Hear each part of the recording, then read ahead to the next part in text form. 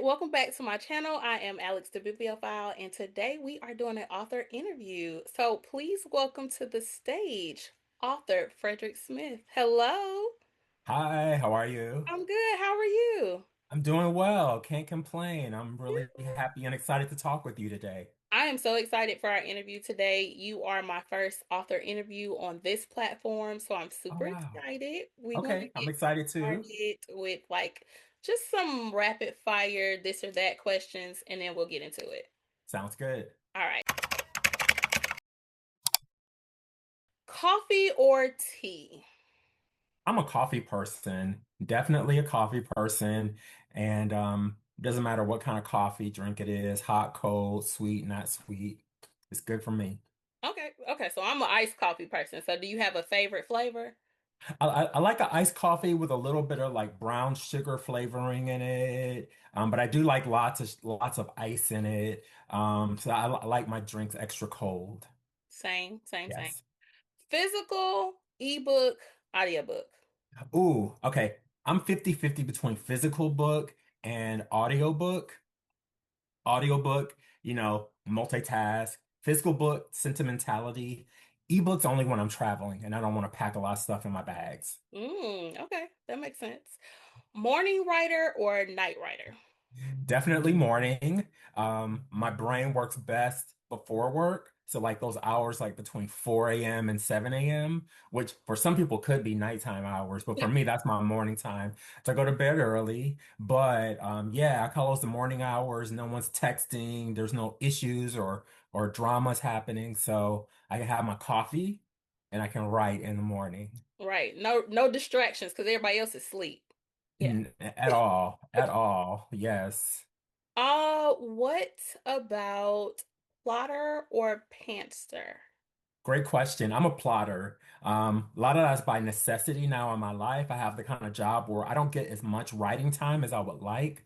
And so having an outline and having like big post-it notes with little post-it notes on it to direct me where I'm going with each chapter and each, beat in a romance novel helps me out a lot. So when I do get to sit down at the laptop, I see where I'm going or I see where I've been and I see where I'm going to write to, and everything. But once upon a time, I was a pantser.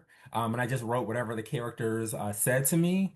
But just because of necessity now, I have to be a plotter, and that's okay for me. It works out for me. Okay, nice. Bookstore or library? Ooh, I want to say 50-50, but library because it doesn't cost you much, hmm but bookstore because it's nice to just be able to own something that you really, really, really want. hmm Hence, all the books behind I me. see. I'm Even though it's happily funny, jealous of your bookshelf. even though it's funny because I'm an audiobook girl, but I Okay. need books as like trophies. Yes. Yes. Same for me too. And you know what? Like, I was talking about this with other writers this weekend, and past couple weeks. The first thing I do when I go to someone's house, whether they're new or whether it's someone who I already know, I go straight to their bookshelves. I feel like it tells a lot about who a person is. Yes. And then I think that, when people come over to my place, sometimes they look my crowd that I hang out with, they're like 50-50 readers. So some Mm. people are like, you read all these books? And I'm like, this is just half of them. There's books in the other rooms. And then some people are really impressed with it. But yeah, I love a good bookshelf. I feel like it's a great icebreaker and conversation starter. Oh yeah. I need to get mine together though. Uh-huh. So please. But it looks Hopefully good. I people see aren't looking at it matriarch. I because see it phases. needs some Yes. and one and done right And I there. see one and done too. Yes. Hardcover or paperback? Paperback, much more affordable, easier to take around, and don't have to worry about messing them up as much as you would with a hardcover. Okay, I like that. I like that. So, one last one that doesn't have anything to do with books, Okay. because I know your love for music. Yes. So, Beyonce or Monica?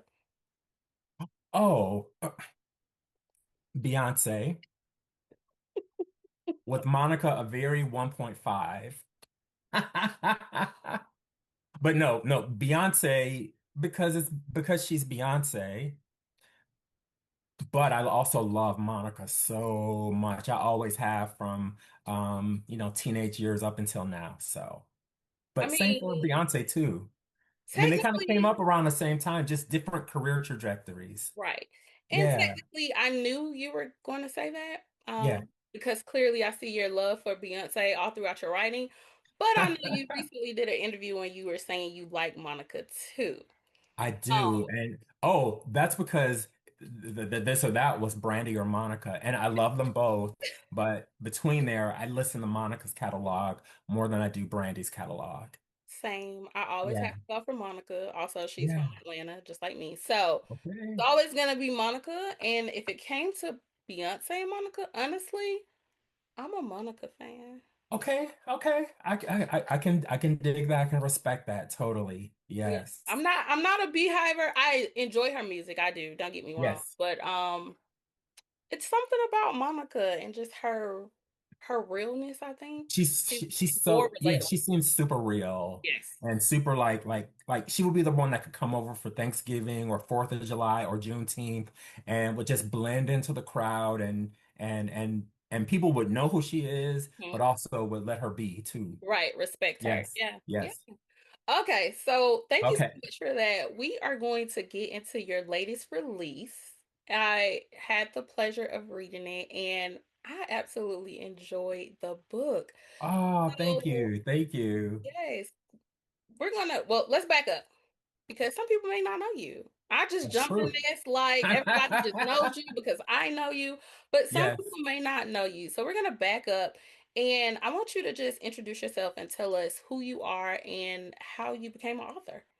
All right. So, hi everyone. Again, my name is Frederick Smith. I use he, him pronouns, and I am an author of 7 that's male romance novels, mostly set in California. Although my latest novel, which we'll talk about, has some roots in the Midwest and makes its way out to the West Coast. I am influenced by the writings of the late Elin Harris, who wrote a lot of male novels and romances back in the 90s and 2000s. I used to sneak and read Elin Harris books. I grew up in Detroit, Michigan, product of Detroit Public Schools, and then with every school or professional opportunity, I slowly moved west toward the West Coast. So I've lived in Chicago, near St. Louis, middle of Missouri, um, Los Angeles, and now I live in San Francisco. And by day, I work at a college called San Francisco State University. I do like student life and diversity, equity, and inclusion work. And then by night, weekend, and whenever I get some free time, I write and I read romance novels.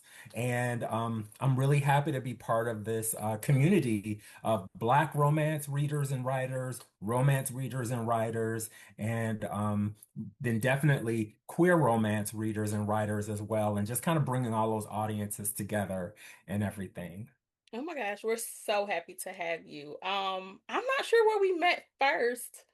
I don't know, but Was it BRBO? Was it online? I I think can't we talked remember. maybe talked online first and then met Yes, in person at the first Black Romance Book Fest. But yes. every time we interact, It's it's been always so positive. right. Yes. So positive, great vibes. And I was like, yeah, I really want to talk about this book.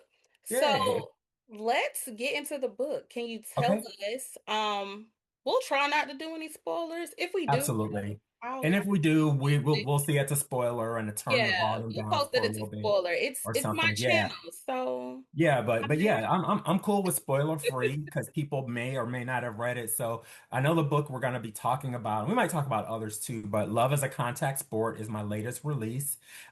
It came out on June 16th on Bold Strokes Books, and I describe it as a Black queer second chance college reunion male romance novel, and it follows two characters who knew each other in college.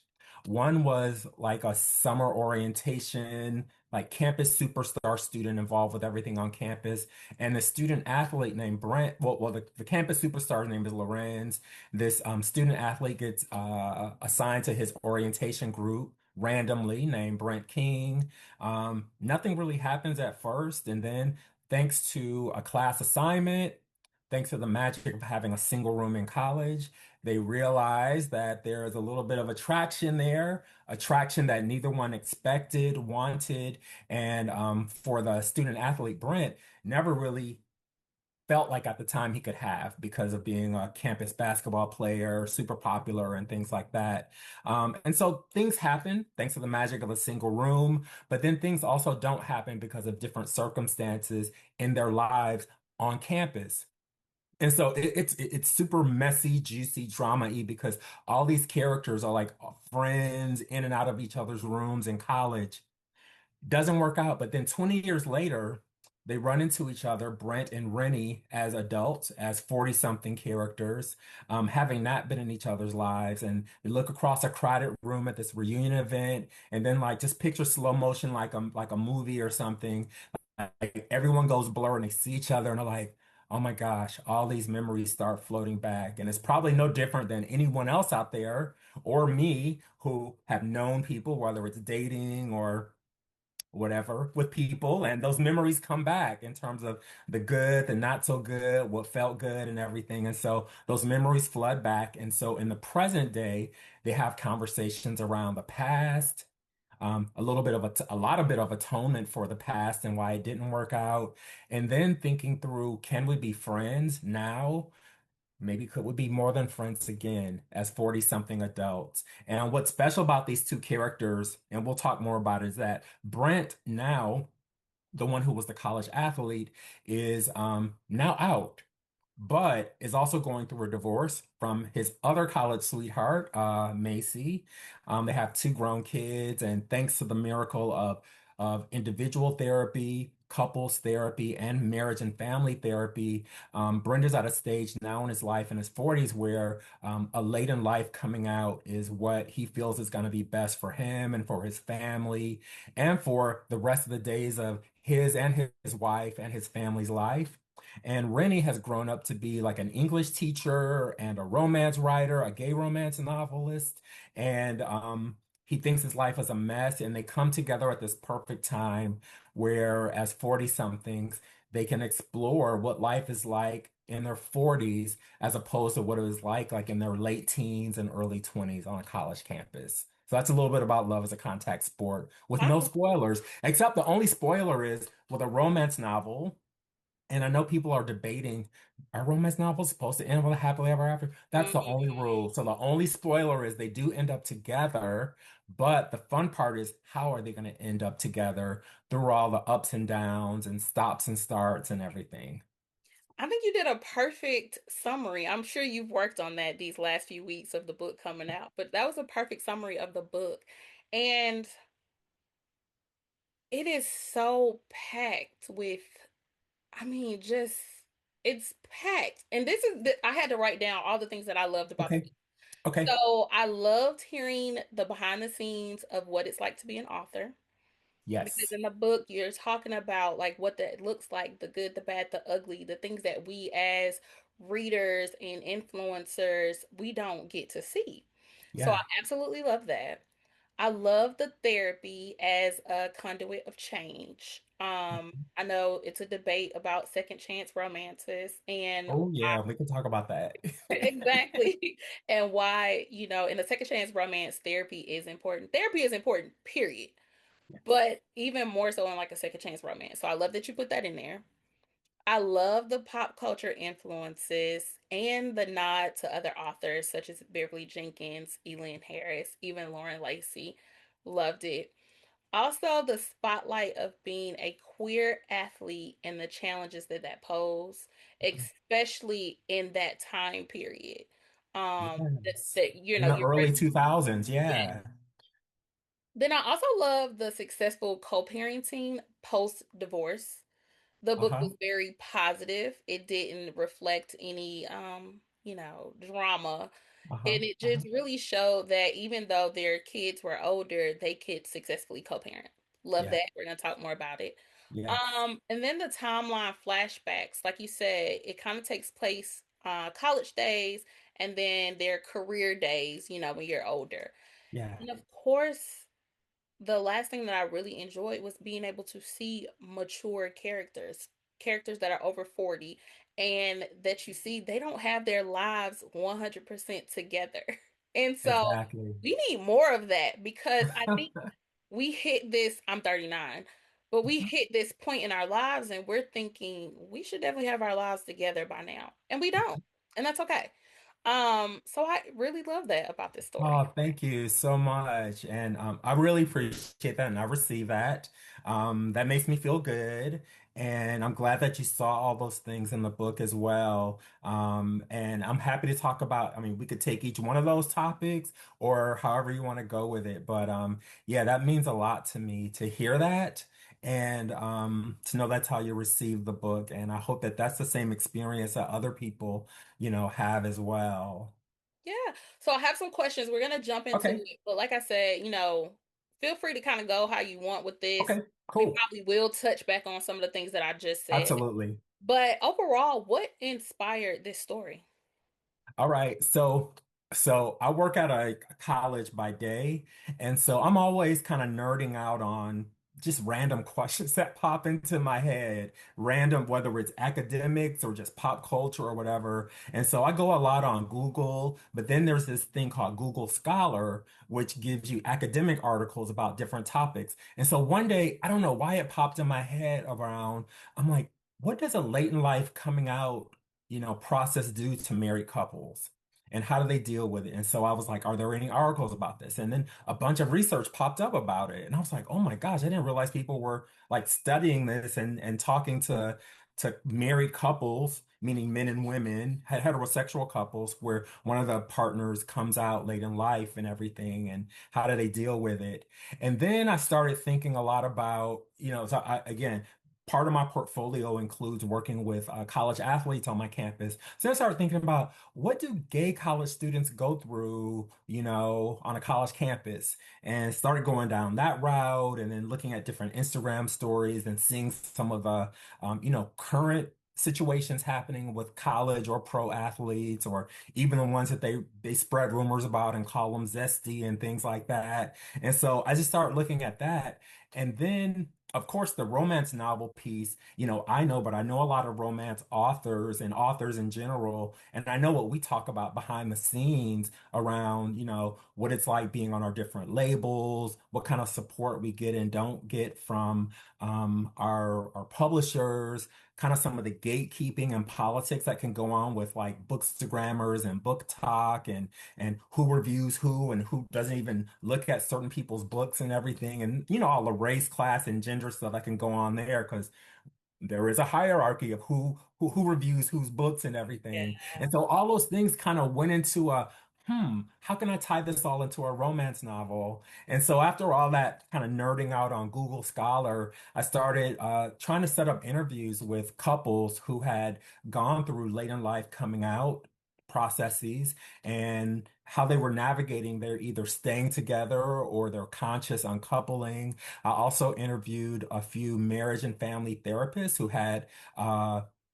people who are clients going through similar situations just to kind of get more empathy around that. And then the same with marriage, or not marriage, but with therapists around working with athletes who were either, openly or closetly kind of queer, gay, lesbian, whatever.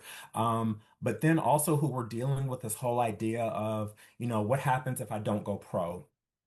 And how do they either develop other lives or how do they just deal with the fact that they're not going to go pro? So all that stuff went into kind of thinking through these characters. And then after all that kind of research, that's when the magic happened and I had to sit down and start writing it because writers are always on deadlines. And if I did more research, it's kind of like being in school, people can spend all the time doing the research, but the professor wants the paper at the end of the semester. And the same with a publishing company. They want the book at the end of the deadline. So I was like, okay, no more research. I just need to write this down because I'm not writing a dissertation about these people. I'm making up a story, but I wanted to be grounded in some sense of reality because I felt like, especially with this later in life coming out and with the conscious uncoupling of the marriage, between Brent and Macy, I really wanted to handle it with a sense of care and responsibility.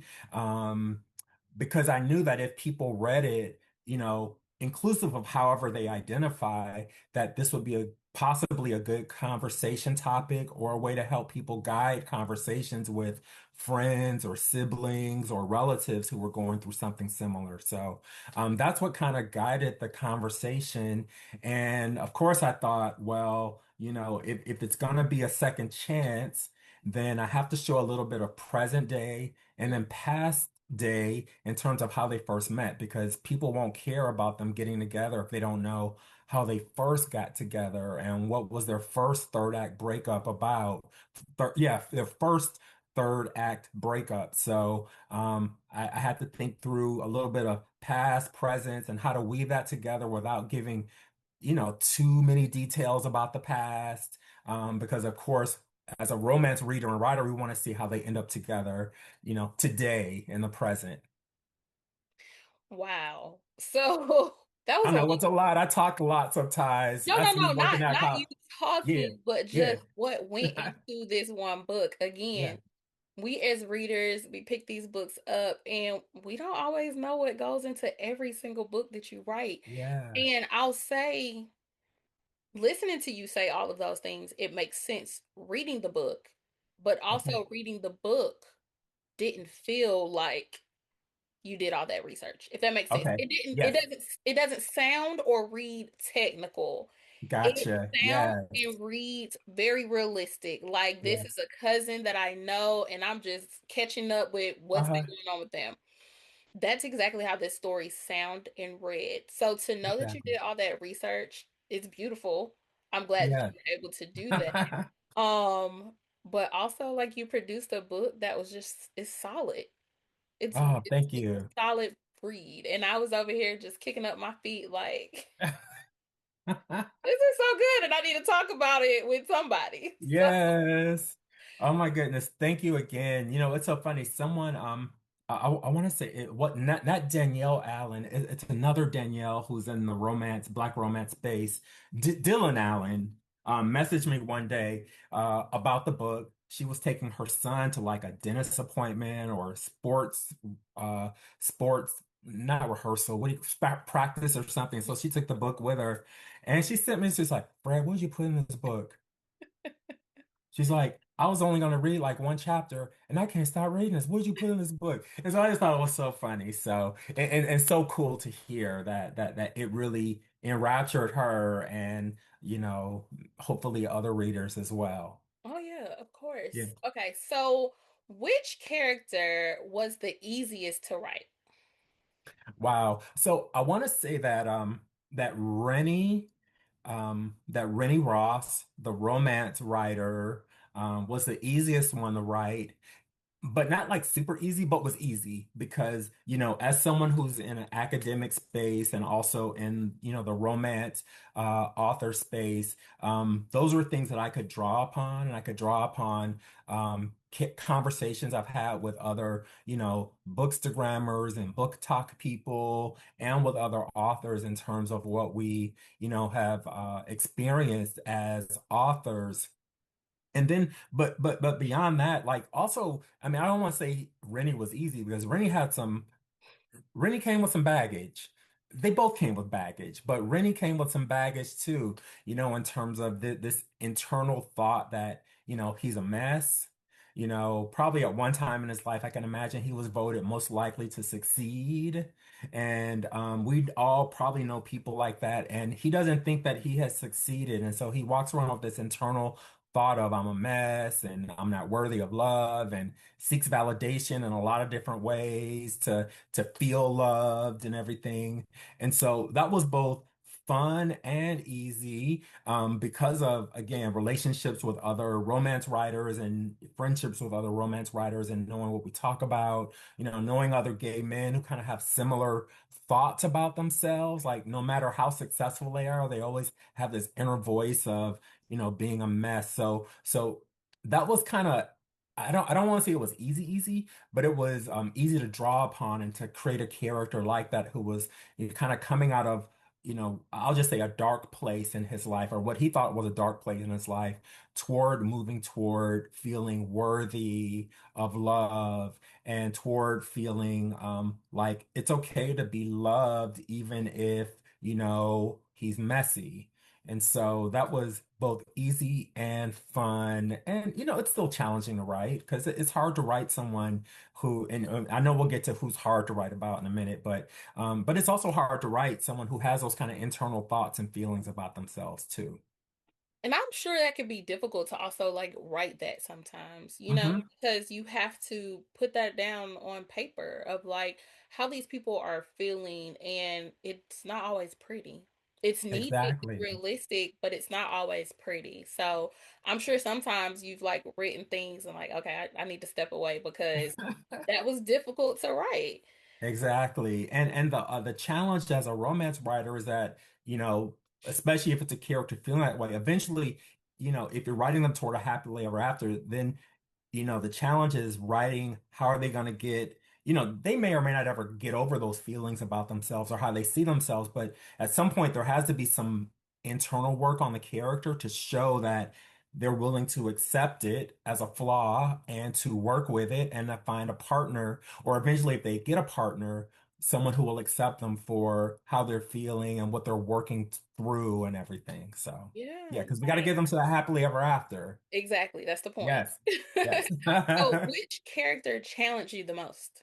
And it Challenge me the doesn't have most. to be the main character. It can be some Yeah. side characters as well. Okay.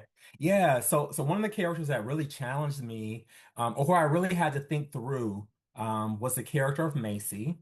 Macy is Brent's wife and soon to be ex-wife, but back in college was his on and off girlfriend, and she was also friends with Lorenz, who was so I mean it has the messiness of how college can feel sometimes, when you have these blurred lines between friends and lovers and cliques and people going back and forth between each other. But Macy was what was a fun challenge to write.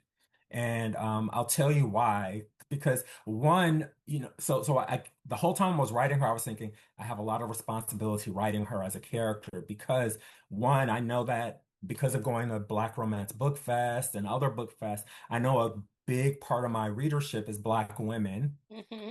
And I also knew that as writing her, I had to think through and think carefully, how do I, present her in a way that is both, someone who is navigating, I don't want to say late in life because 40 something, you still have a chance to find love again, hopefully at 40 something, but who's navigating empty nest syndrome, a husband who has, based because of therapy, come to the realization that he is queer or bi or somewhere along the spectrum.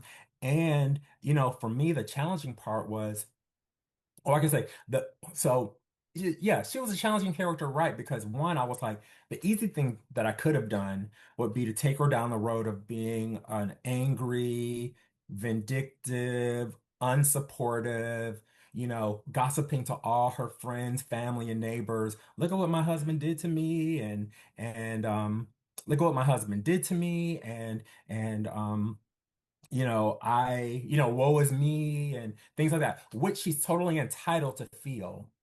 And at the same time, she's also gone through therapy with her husband, both in terms of couples counseling and then family therapy with, their two grown kids. Well, one's in high school about to go to college and one's been in college and everything. So they've been this family unit for like 20 something years. And so I had to think through how to navigate Macy in a way that would, well, what I say is it will be easy to go the angry, vindictive ex-wife part and everything. Kind of maybe what we would see on a soap opera or on some movies by some directors that we know about and things like that. I didn't want to go there. I really wanted to go the route of, and this is based on like just the interviews and with therapists and with couples I've been through, is that these people have been together in each other's lives for like 20 something years. So they, as a couple, they have been a married couple. They presented as a married couple. They've also been best friends for many, many years. And so I wanted to think through what would that be like if your best friend wanted to consciously uncouple, but you also still had to co-parent with them. And even though the kids are like in their, either upper teens or low 20s, they still had to be this co-parenting unit. And so Macy, I felt was going to be a really strong character to role model to readers and to show to Brent and to Rennie in the book that, I am willing to take the high road because I know it's not any of our faults that Brent is coming out, that Brent came to that decision and came to that realization on his own. And it is thanks to therapy that I encouraged as the spouse and everything. So I really wanted to write someone who would be continue to be a best friend, continue to be a co-parent, and who would present herself as a supportive ex-spouse. And that was that was a fun challenge to write because it could have been so easy to write her as messy and stall a divorce and take all the money and all that kind of thing. But I wanted to present them with some humanity, and that's really based on some of the interviews I did with people who have gone through similar situations where they're like, I totally understand it's not any of our fault. It's because of therapy that people come to the realizations they come to. And, we're now in our 40s and we have a chance for a wonderful second chapter of our lives. And so why not encourage the positive in terms of the second chapter of a life rather than thinking about everything that's gone or that might be different? Right. And I thank you for that as a recently divorced female, that you did Mhm. not make this character the angry, mad black character female Yeah. that she could have been. And again, rightfully so, because I'm pretty sure being approached with something like that after you've Mhm. spent years with this person, that's Yeah. a lot. That's life changing for everybody. And I enjoyed how not only does Brent go to therapy, but they go to therapy together. The Yeah. kids, Yeah. everybody's involved because his coming out impacts everybody. It does not just impact him. And so just to understand that they are still a unit, whether they are together or not, and that Yes. unit needed therapy in order to push past it. Everybody still may not be like, I'm 100% on board, but you can understand it, you can push past it, and then you can still love and support each other. So Absolutely. I really Yes. like that, and I can see why that was a challenge for you. Um, Yeah. because like you said, you could have went the easy route, and she could have just been the mad, black, angry, take you for everything. hmm Especially because Let I mean, me he had some let good, me blacklist you in our right? subdivision and in my family and Not the all that subject. stuff. I mean, that really could have been easy. And like I think about that a lot with writing, like what's the easy choice? What's the hard choice? And then what's the choice like? Because as writers, we also have a response. Yeah, we have a sense of responsibility to ensure that when people read our books that they're going to get something out of it that maybe they could apply to their own lives, whether it's realistic for them or not realistic for them. And yeah, in real life some people may take the route of, I'm really really hurt, and I can totally understand why someone would be hurt if a spouse presented them with either coming out or with wanting to consciously uncouple. I can totally understand that. And so, but I also think as writers, we have a responsibility to give people a way to look at the world in a way that they can say, yes, I'm with that, or no, I'm not with that. But I can see why for these characters it could work. Yeah, and that's the whole point. Like whether you're reading, for enjoyment or to learn, a lot of you all just kind of challenge our perspectives and our thought Yes, process. And like you yes, said, initially reading that, I might have been like, what? But then by the end of the book, it was like, okay, I understand that that was necessary and that made sense, and that's growth and that's maturity. And so yeah, if, you're presented with something like that, you may react a little different. absolutely, Yeah, I absolutely. love that. So we were just talking about like the relationship between Brent and Rennie. What makes the central relationship in this book so unique?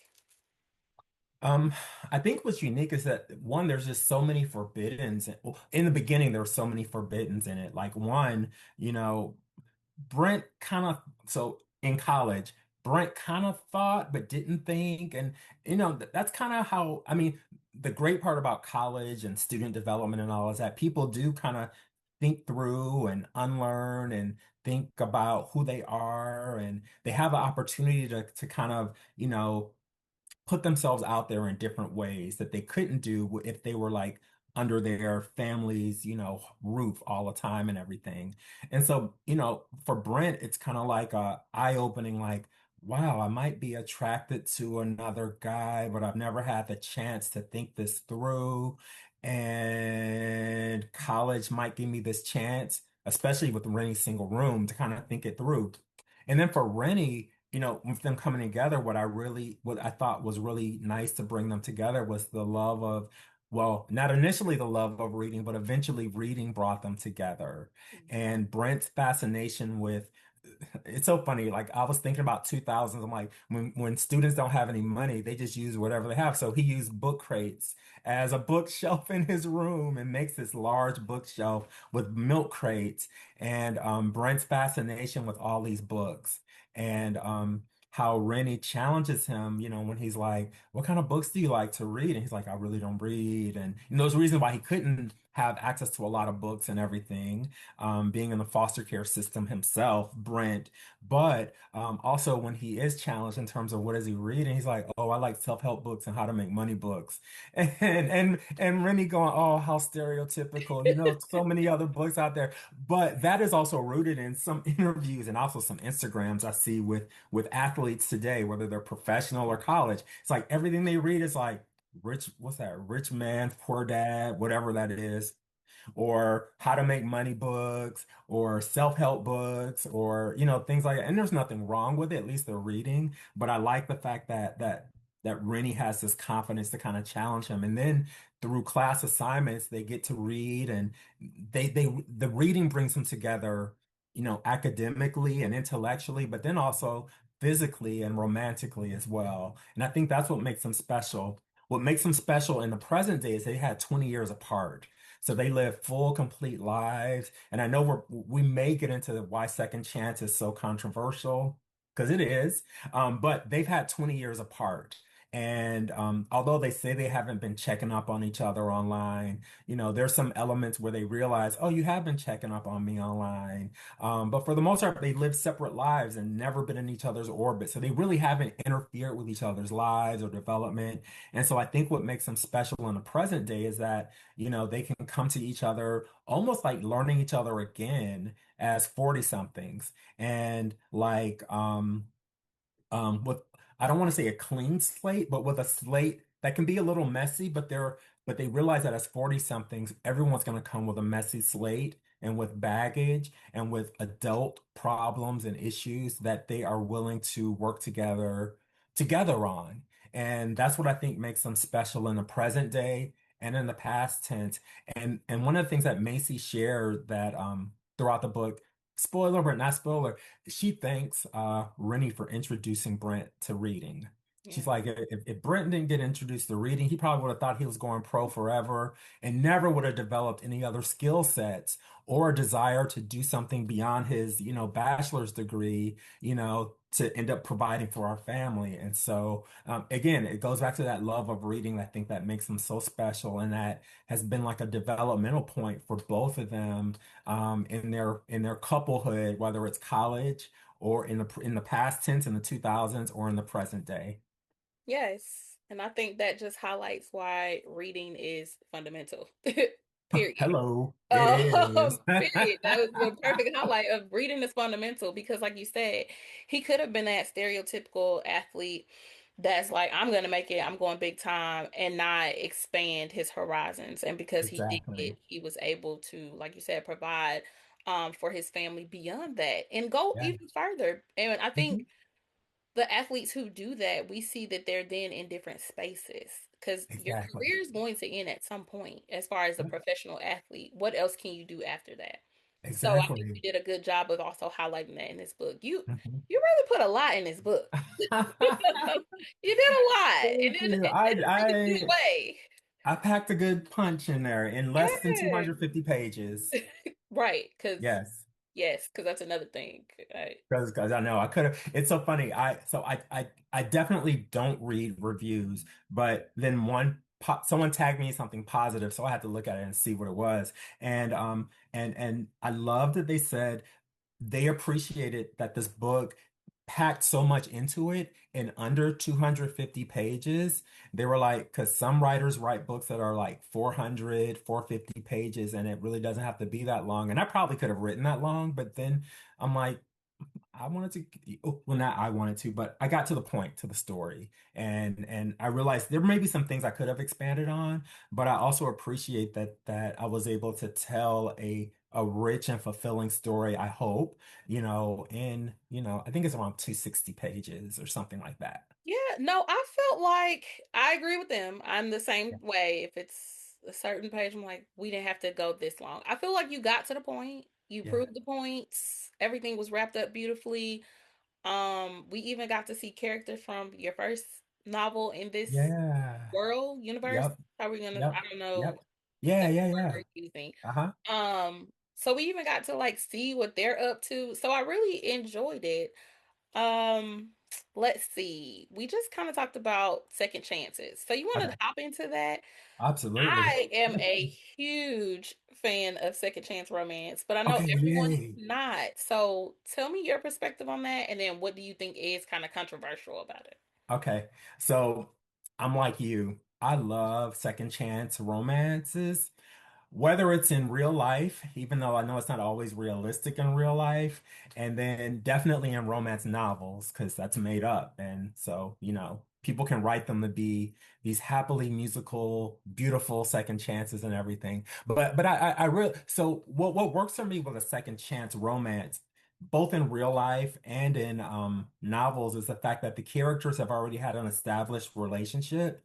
And so I'm going to speak from a positive angle first. And, hopefully they've had a relationship that was built in some kind of friendship and some kind of, we're growing together, we know each other and everything. But maybe it was just a circumstance at the time, whether it's age or having to move away or family interference or something that makes it not work the first time around. That's on the positive side. Um, and I also think that, on the negative side, I know sometimes when I have spun the block, or when friends and cousins and aunties and uncles spin the block, they're like, what are they doing? What are you doing? What are you doing, Freddie?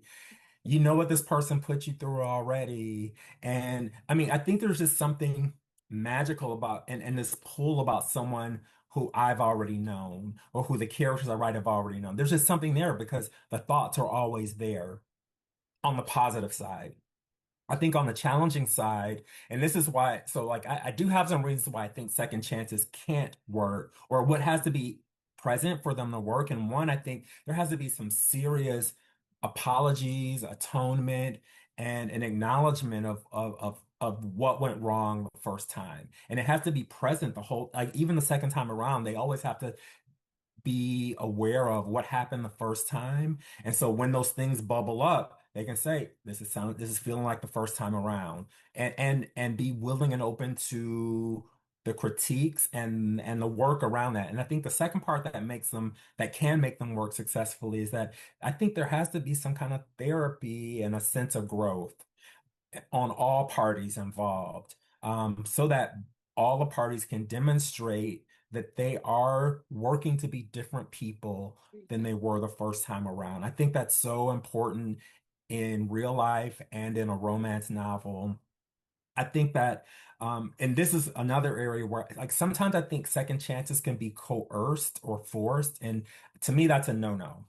So whether it's a second chance that's coerced, by a violent partner or where a relationship has had, physical violence, verbal violence, emotional violence, to me, that's a no-no in terms of having the ability to have a successful second chance. And I wouldn't advocate for anyone to return to a situation where they always felt demeaned and violated and verbally abused or physically abused at all.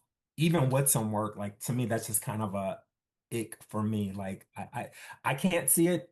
I know some people see it, but I think it takes a lot of work. And for me, I just think about things that bubble up because I think that people pretty much stay the same their whole lives unless there's some real work that happens. People pretty much have a baseline personality, I think. Yes. Um, and so those are some things I think that have to be present. But I definitely think that the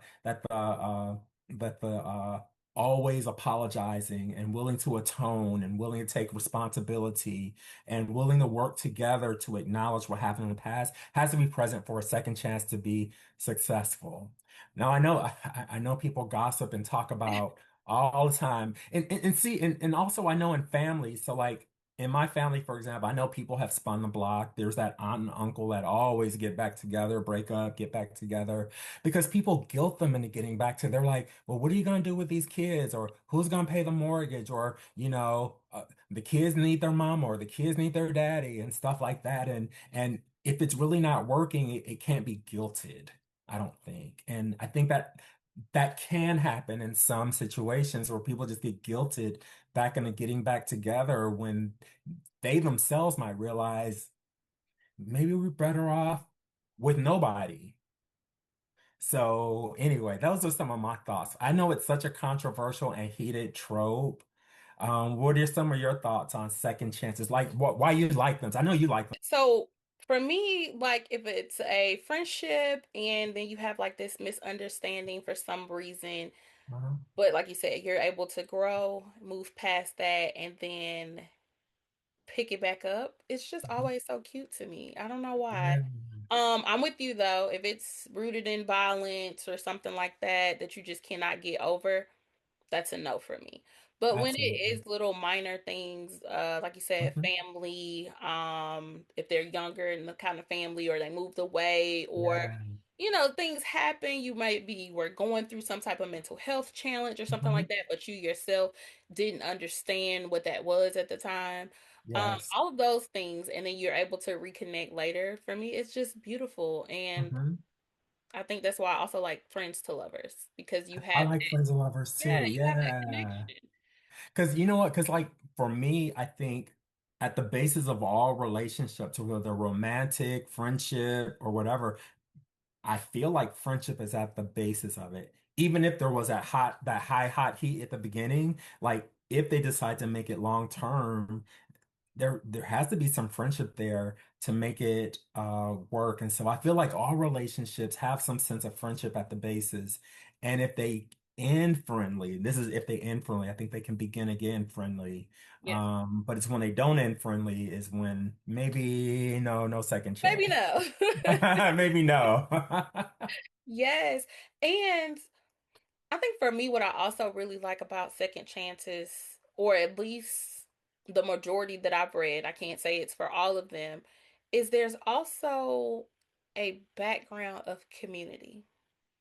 Yes. And so that's literally my next question for you because in this book we see the community that both of these individuals have outside of family. They have Yeah. this community.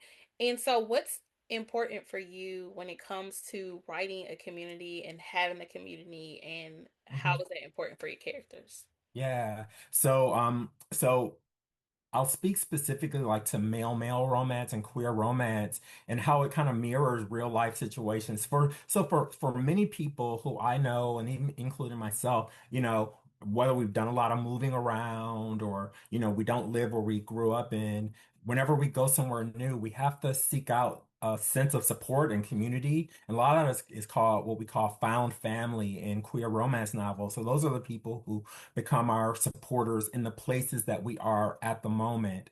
And so in all of my novels, including One and Done and Love is a Contact Sport, there's this sense of found family. And so those it could be besties or mentors, mentees, co-workers who kind of become friends or whatever, who become each other's support systems, because they realize there are all these like floating little islands that have come together, whether it's temporarily in a spot or maybe for long term in a certain city or something.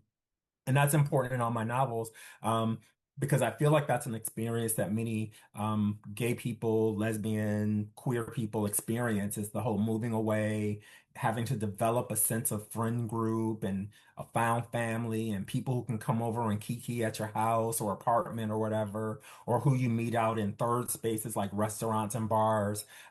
That's just important. And so for the novels, I want my novels to reflect that reality that many queer people experience, which is, they have their family by birth or by adoption or by whatever, but then they also have their family they found. And so for Rennie and Brent, they've got that. And when they come and, there's a really fun, Juneteenth Pride Month party that they go to in this book with lots of found family there. In One and Done, they've got their support group with the different bar owners and drag queens and bar managers and everything. And to me, that reflects an experience that I have had and that many queer people have had as well. Nice. So, real quick before we get into the rest of these questions, because we've talked about One and Done a few times. And Mhm. so, for people who may not have read One and Done or don't know about it, I want you to just kind of tell us about it. I do know that you do not have to read One and Done in order to enjoy Love is a Contact Sport. But I will say I highly recommend it because I enjoy catching up with the characters and then kind of knowing that backstory. So real quick, can you tell us about One and Done and how that kind of connects to Love is a Contact Sport? Exactly. So yeah, they're both standalones, and One and Done is like I call it a workplace rivals to lovers romance novel, and it involves a character named Dr. Taylor James, who one day wants to be a university uh, president.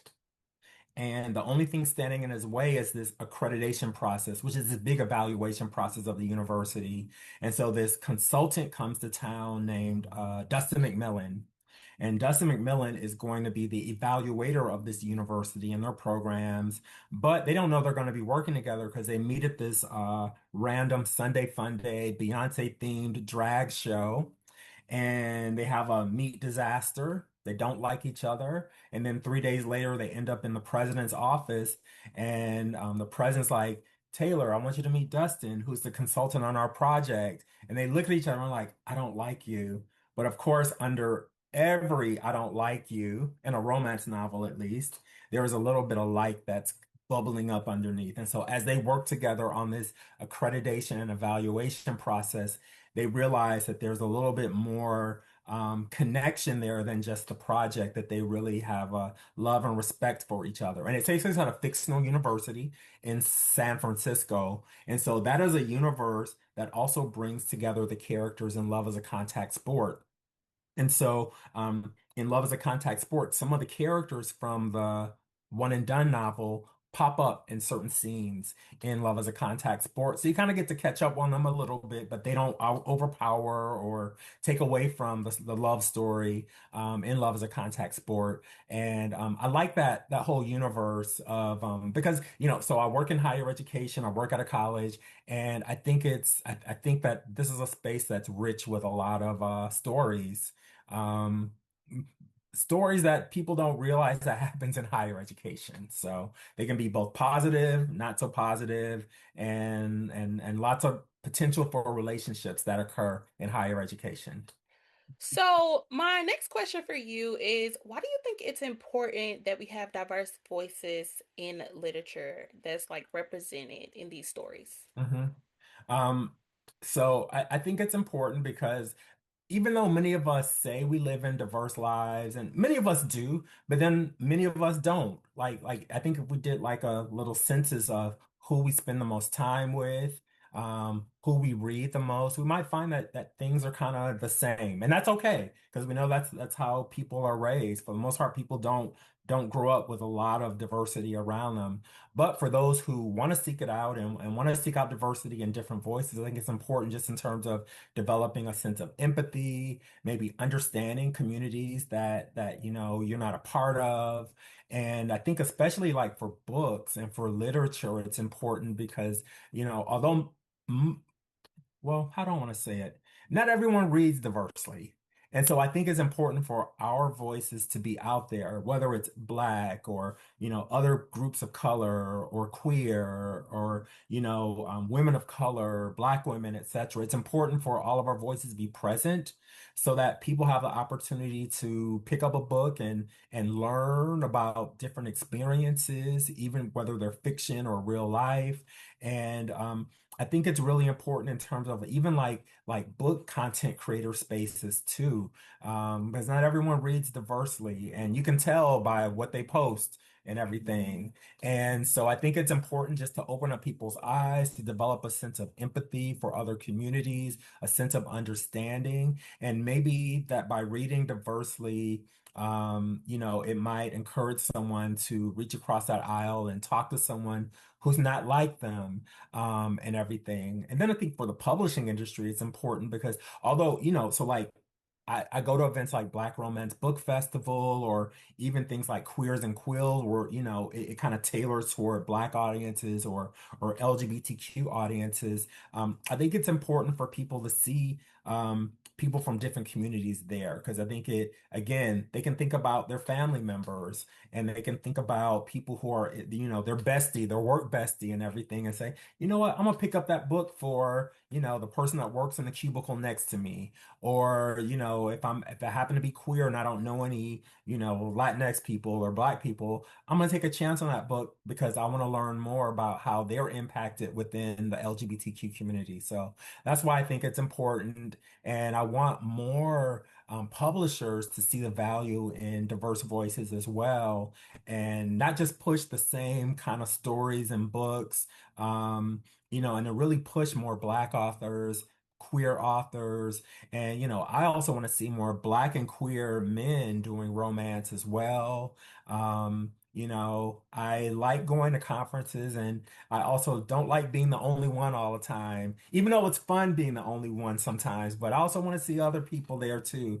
And so, part of my role, I know as a writer is to be a mentor and to help people when they're, writing and working on projects or point them to resources and tools and everything. And so that's part of my role too, in terms of cultivating,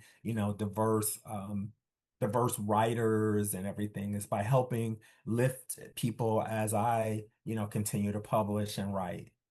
Nice. And hopefully that's exactly what you'll do. Hopefully you will be this next generation's Elin Harris. I You will hope be able so. to inspire them to tell their stories because although we have a lot of acceptance now, Mhm. we still don't. And so, like you said, Yeah. for you to walk in a room with other authors, readers, and you're still considered the only one, we Hmm. have to change that. So Yeah. hopefully by doing these interviews, by doing these books, by just continuously putting yourself out there, you will help other people also feel comfortable to put themselves Absolutely. And out that's my goal. I looked up to Elin Harris when I was a kid and teenager, sneaking and reading Elin Harris's books. I mean, they were the first books I ever read with Black and gay characters ever. And, whether I was sneaking them from the library or sneaking them off of like a family member's bookshelf and everything, those books meant a lot to me. And although Elin Harris is no longer with us, I still look to his legacy as one that opened the doors for not only for me, but for other people writing, male romance novels. Whether they acknowledge Elin Harris or not, I always do. I know if it wasn't for Elin Harris, there would be no, there wouldn't be as many, romance authors or stories out there and everything. And I want there to be more, and I want more people to read Elin Harris as well. Yes. Okay, you want more people to read Elin Harris. What's your favorite book by him and where would you tell people to start? I would start with, so his first two books are it's Invisible Life and Just As I Am. I think they came out, I want to say they were early 90s, early to mid 90s when they came out. They're probably available. I know they're available in all libraries and bookstores, but that's a great place to start in his catalog. And then they continue. And I think he wrote like 10, 11, or 12 novels before his passing in 2009. And so I would start with those two and then just work through the catalog. The thing with Elon Harris, it's kind of similar. it's not a series, but it kind of is. So you do kind of have to read in order of all of Elin Harris's books. I don't think there's necessarily standalones or series, but it does help to read Elin Harris in order of publication. Okay, thank you for Yes. that. So, what else do you have coming up? Any other projects? Anything that readers should be excited about? I know this book just came out, so you're literally focused on it and doing the tour, but is there anything or anywhere you may be in the next few weeks? Yeah. So, toward the end of July, I'm going to be at a conference, a book conference in Washington, D.C. called Lavender Con. And that's focused on LGBTQ stories and authors and readers and everything. And then I have a couple of romance related conferences or like Romance Bookstore Day in mid-August. I'll be in Chicago at a store called The Last Chapter Bookstore in Chicago.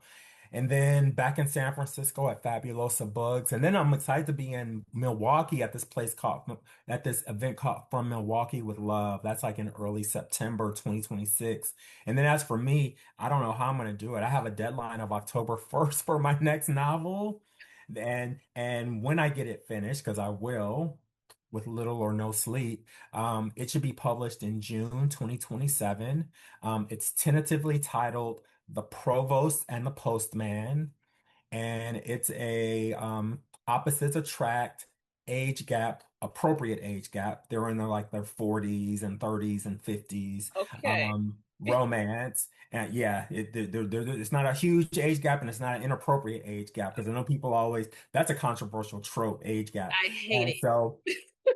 yeah, it's not my favorite either. But these are grown folks because all my novels are centered in grown folks who are in their late 30s to early 50s. And so that's the audience and the characters I'm going to be writing. And so that project, it's another male-male romance novel, Opposites Attract, Age Gap. And that's due in October and will be out in June 2027.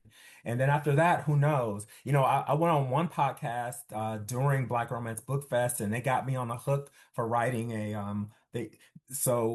read a lot of Beverly Jenkins and they're like, Fred, you need to write a queer historical novel. Well, like you live in San Francisco, I'm sure there's some stories there you can make up about what happened during the gold rush and afterwards when Black people were moving out to the West Coast. And I'm like, oh yeah, there is a big influence and there's a lot of like pretty much every Black person who lives in LA or San Mhm. Francisco. They came from either Louisiana, Yeah. Texas, Mississippi, somewhere and made their way west. And so I'm like, there might be some stories there. And so I'm kind of on the hook for writing this queer historical male-male romance novel.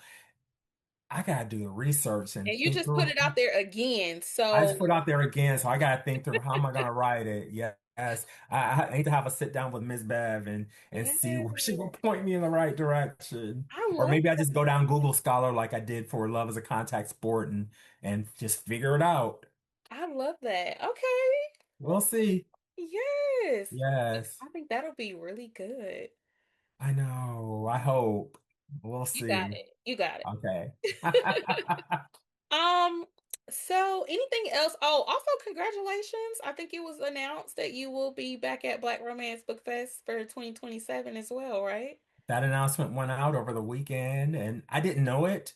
And then, well, I mean, I didn't know it, Yeah. but then someone when I was at a book fest recently and they were like, "Congratulations, you're going to be back." And I was like, "I am." And they were like, "It just posted on their website or on their Instagram." And I was like, "Oh, I am." Yes. You were like, because they said don't say anything Yes, until. exactly. And we honor that. And so they were like, "Yeah, it's on their Instagram." I was like, "Okay, I am." Yeah, well, congratulations. I will Thank you. definitely see you there. Yes.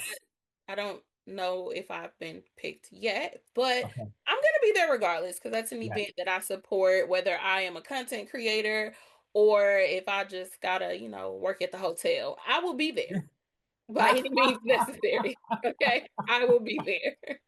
I hear a lot of people are putting in their applications Yeah, right now to work at listen, that it is down the hotel. street from me, so I can Okay. go and stalk them every day until they give Okay. me the job. Where's my where's my application? Yes. Well, thank you so much for Thank doing this you. with me. I really enjoyed it. I hope that I all did of the too. readers, listeners will pick this book up because it was definitely a time.